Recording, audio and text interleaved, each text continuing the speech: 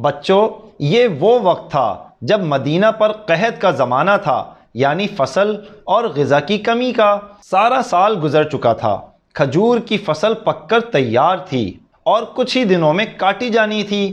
گرمی بھی شدید تھی، ایسے میں جنگ کے لیے نکلنا ایک مشکل کام تھا۔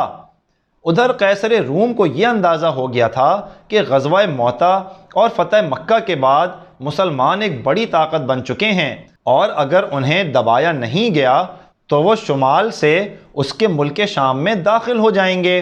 لہٰذا اس نے 40,000 سپاہیوں کا ایک لشکر تیار کر کے عرب کی جانب روانہ کیا، جس میں سرحد کے پاس کے غسانی قبائل کے لوگ بھی شامل ہو گئے۔ حضور صلی اللہ علیہ وسلم کو جب اس معاملے کا پتہ چلا تو آپ صلی اللہ علیہ وسلم نے رومیوں کے لشکر کی جانب نکلنے کا فیصلہ کیا، کیونکہ اگر رومی مدینہ تک آ جاتے تو شہر کو نقصان پہنچنے کا خطرہ تھا۔ شمالی عرب کے دوسرے قبائل بھی رومیوں سے صلح کر کے مسلمانوں کے خلاف ہو سکتے تھے، لیکن مدینہ سے نکلنا ایک بہت مشکل فیصلہ تھا۔ سال بھر جس فصل کا انتظار کیا تھا وہ خراب ہو سکتی تھی، گرمی شدید تھی، سواریاں کم تھیں، سفر بہت لمبا اور مشکل تھا، اور رومی نہ صرف ہتھیار اور وسائل سے مالا مال تھے بلکہ بہت تجربے کار جنگجو اور سپر پاور بھی تھے۔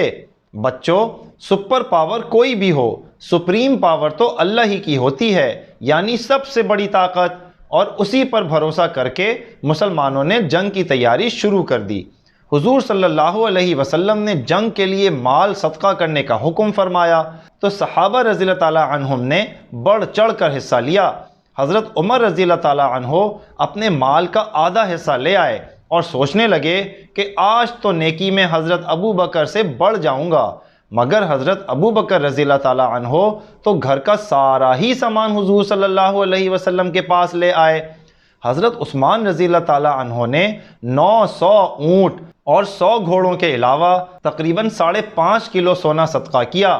لیکن بچوں، اللہ تعالیٰ تعداد نہیں بلکہ نیت دیکھتا ہے۔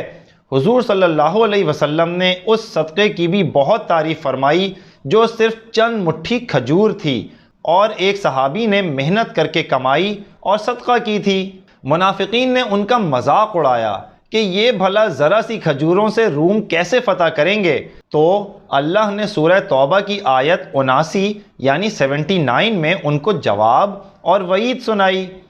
غرض اسی طرح مسلمان پچھلے تمام غزوات کی بنسبت سب سے بڑی تعداد میں جنگ کے لیے نکلے، جو تقریباً 30,000 تھی۔ 18 لوگوں کے حصے میں ایک اونٹ آیا تھا، یعنی 17 حصے وہ پیدل چلتے تو ایک حصہ سوار ہو کر چلنے کو ملتا۔ کھانے کی بھی اتنی کمی تھی کہ کبھی کبھی تو پتے کھا کر گزارا کرنا پڑتا۔ پانی کے لیے اونٹ ذبح کر کے ان کے کوہان اور آنتیں نچوڑ کر پی جاتی تھیں۔ یہاں تک کہ لشکر تبوک کے پاس پہنچا جہاں ایک چھوٹا سا چشمہ تھا۔ اس میں حضور صلی اللہ علیہ وسلم نے اپنا چہرہ اور ہاتھ دھو کر پانی واپس ڈالا تو وہ خوب ابل آیا، اور اس معجزے کی برکت سے سب کو خوب پانی ملا۔ مسلمانوں کا لشکر 15 دن میں تبوک پہنچا تھا۔ 20 دن تک وہاں رومیوں کا انتظار کیا، مگر وہ تو خوف زدہ ہو گئے تھے اور جنگ کے لیے آئے ہی نہیں۔ جیسا کہ کہا جاتا ہے کہ حملہ بہترین دفاع ہے، یہاں یہی ترکیب کی گئی۔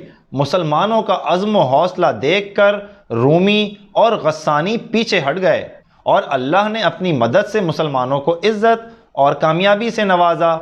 اس سے مسلمانوں کی دھاک اور زیادہ بیٹھ گئی، اور قرب و جوار کے کچھ قبائل صلح اور جزیہ دینے پر آمادہ ہو گئے۔ اس طرح مسلمانوں کی سلطنت رومیوں کی سرحد یعنی شام تک جا ملی، اور یہی بعد میں قیصر و کسریٰ کی سلطنت پر اسلامی جھنڈا لہرانے کا باعث بنی۔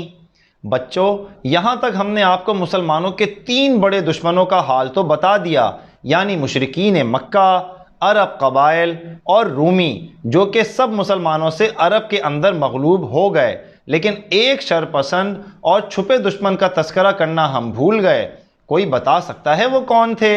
جی کیا کہا؟ شیطان؟ جی وہ تو ہے ہی، لیکن ایک اور جماعت بھی تھی، اس کو کہتے ہیں منافقین، یعنی منافق لوگوں کی جماعت۔ بچوں، منافق وہ ہوتا ہے جو ظاہر تو یہ کرے کہ میں مسلمان ہوں، جبکہ دل ہی دل میں مسلمانوں سے جلے اور ان کا برا چاہے۔ بچوں، یہ دکھاوے کے لیے نماز بھی پڑھتے ہیں اور دوسری عبادات بھی کرتے ہیں، لیکن بد دلی کے ساتھ اور سستی کے ساتھ۔ حضور صلی اللہ علیہ وسلم نے ان کی 3 بڑی نشانیاں بتائی ہیں، جو کہ یہ ہیں: نمبر 1، بات کرے تو جھوٹ بولے، نمبر 2، وعدہ خلافی کرے، نمبر 3، امانت میں خیانت کرے۔ بچوں، ہمیں ان تینوں باتوں سے بہت زیادہ بچنا چاہیے۔ سب بچے بچیں گے نا؟ پیارے بچوں، شاید آپ کو یہ جان کر حیرت ہوگی کہ جہنم کے سب سے نچلے درجے میں، یعنی سب سے سخت سزا میں، کوئی کافر یا مشرک نہیں بلکہ یہی منافقین ہوں گے، کیونکہ ان کے بظاہر اسلام کے سبب نہ ان سے جنگ ہو سکتی ہے اور نہ ہی راز اور مشورے چھپائے جا سکتے ہیں۔ ان کی کارروائیاں آپ احد اور غزوہ بنی مصطلق میں سن ہی چکے ہیں۔ اب کچھ اور کارروائیاں ہم آپ کو یہاں بتاتے ہیں۔ رومیوں سے جنگ کا سن کر منافقین کو ایسا لگا جیسے اب مسلمانوں کا برا وقت آ گیا ہے اور شاید اس جنگ کے نتیجے میں ان کا خاتمہ ہو ہی جائے، لہٰذا انہوں نے مدینہ میں اپنا ایک مرکز قائم کیا۔ اس مرکز کو بھی انہوں نے اپنی طرح منافق ہی بنایا، یعنی اس کا نام مسجد ضرار رکھ دیا، جبکہ در حقیقت وہ فتنے اور فساد کا مرکز تھا۔ ان کی کوشش تھی کہ یہاں مسلمانوں کے خلاف میٹنگز اور سازشیں کی جائیں اور اسلحہ وغیرہ جمع کیا جائے۔ اگر مسلمانوں کو تبوک میں شکست ہو جائے تو مدینے پر قبضہ کر لیا جائے۔ اکثر منافقین بہانہ بنا کر تبوک کے لیے نہیں گئے تھے بلکہ مدینہ ہی میں رک گئے تھے۔ جب رومیوں سے جنگ نہ ہوئی تو ساتھ گئے ہوئے منافقین کو بہت غم ہوا اور 12 منافقین کے گروپ نے منصوبہ بنایا کہ حضور صلی اللہ علیہ وسلم کو تنہائی میں پا کر نعوذ باللہ قتل کر دیں۔ چنانچہ جب آپ صلی اللہ علیہ وسلم ایک گھاٹی سے گزر رہے تھے اور آپ کے ساتھ صرف 2 صحابہ رضی اللہ تعالی عنہم تھے، انہوں نے منہ پر کپڑے لپیٹ کر آپ صلی اللہ علیہ وسلم پر حملہ کرنا چاہا، لیکن بچوں، اس طرح چھپ کر حملہ کرنے والے بہادر نہیں بلکہ ڈرپوک اور مفاد پرست ہی ہوتے ہیں۔ حضرت حذیفہ رضی اللہ تعالی عنہ نے بڑھ کر ان پر حملہ کیا تو وہ فوراً ہی وہاں سے بھاگ نکلے۔ حضور صلی اللہ علیہ وسلم کو اللہ نے وحی کے ذریعے ان منافقین کے نام بتا دیے تھے جو آپ صلی اللہ علیہ وسلم نے حضرت حذیفہ رضی اللہ تعالی عنہ کو بتائے، اس لیے انہیں رازدان رسول بھی کہا جاتا ہے، لیکن ان کو قتل نہ کرایا، جس کی بہت سی حکمتیں ہو سکتی ہیں۔ ایک بات تو یہ تھی کہ شاید ان میں سے کچھ کا دل اسلام کے لیے کھل جائے اور وہ مسلمان ہو کر مرے۔ دوسرے یہ کہ اپنے لشکر کے اندر قتل کرانا دوسروں کا حوصلہ کم اور دشمن کا حوصلہ بڑھاتا ہے، لہٰذا یہاں پر ٹیم لیڈر کے لیے سبق ہے کہ اپنے لوگوں کی چھوٹی موٹی غلطیوں کو سامنے لانے کے بجائے اسے معاف کرے اور حوصلے بلند کرے۔ لیکن مسجد ضرار کے بارے میں اللہ کی جانب سے کھلے احکامات آ گئے، لہٰذا اسے مدینہ پہنچ کر ڈھا دیا گیا۔ بچوں، پیچھے ہم نے آپ کو بتایا کہ سستی منافقین کی نشانی ہے، جبکہ چستی، پھرتی اور پابندی وقت مومن کی نشانی ہے۔ اس پر ہم ایک اور واقعہ سناتے ہیں۔ تبوک پر جانے کے لیے جب مسلمانوں کا لشکر نکلا تو 3 مسلمان ایسے بھی تھے جو اس میں واقعتاً جانا چاہتے تھے، لیکن شیطان نے انہیں سستی میں ڈال دیا کہ چلو ابھی تو لشکر قریب ہے، ایک آدھ دن کچھ آرام بھی کر لو اور کچھ کام بھی مکمل کر لو، پھر تیزی سے جا کر اس لشکر میں شامل ہو جانا۔ لیکن یہ شیطان کا بہت بڑا دھوکہ تھا، لہٰذا اسی ٹال مٹول میں کافی وقت گزر گیا اور وہ لشکر میں شامل نہ ہو سکے اور مدینے ہی میں رہ گئے۔ منافقین نے تو حضور صلی اللہ علیہ وسلم کی واپسی کے بعد آ کر بہانے بنا کر معافی حاصل کر لی، لیکن ان تینوں نے اپنی غلطی کا اعتراف کیا تو سزا کے طور پر ان کا مقاطعہ یعنی بائیکاٹ کر دیا گیا۔